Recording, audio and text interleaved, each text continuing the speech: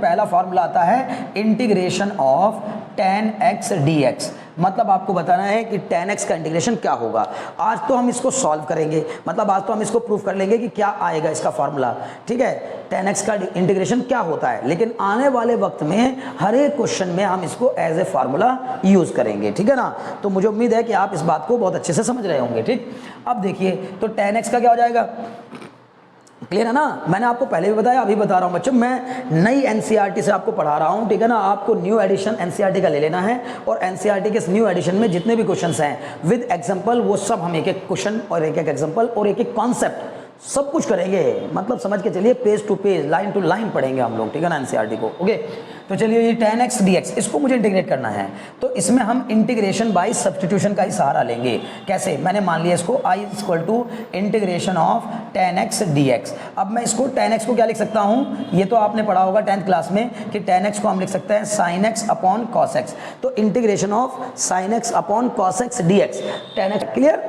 तो सबसे पहले मैं यहाँ पर cos x को t मान लूंगा, तो ये हो जाएगा let cos x is equal to t, और अगर मैंने cos x को t माना तो फिर cos x का डिफरेंशिएशन क्या आ जाएगा, minus sin x is equal to D T by D X. अब बच्चों ये क्या आ जाएगा, ये आ जाएगा माइनस का sin x into D X is equal to D T.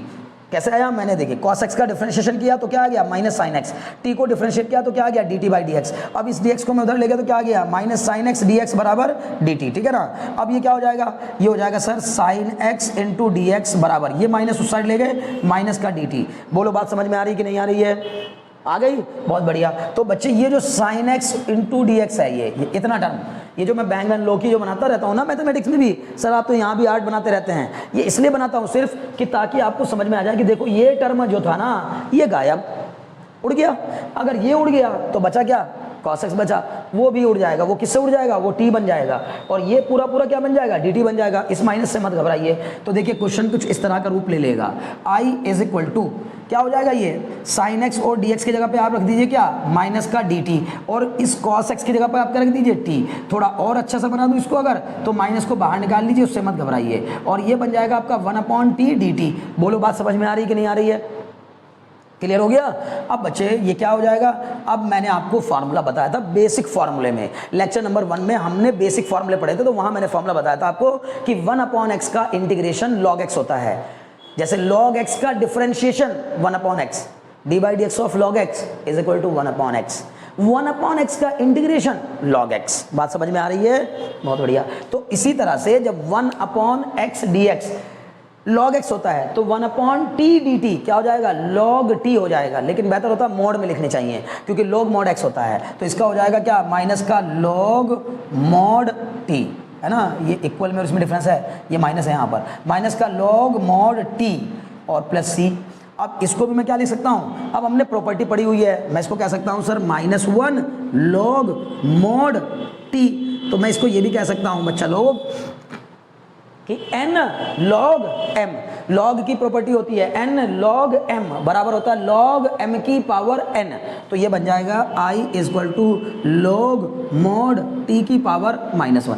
इतना तो सर बुक में भी नहीं दे रखा, डिटेल में नहीं दे रखा होगा, परेशान मत होइए, एक एक स्टेप बिल्कुल क्लियर होना चाहिए, बिना किसी की हेल्प के भी आप उस स्टेप बाय स्टेप उसको समझ सको।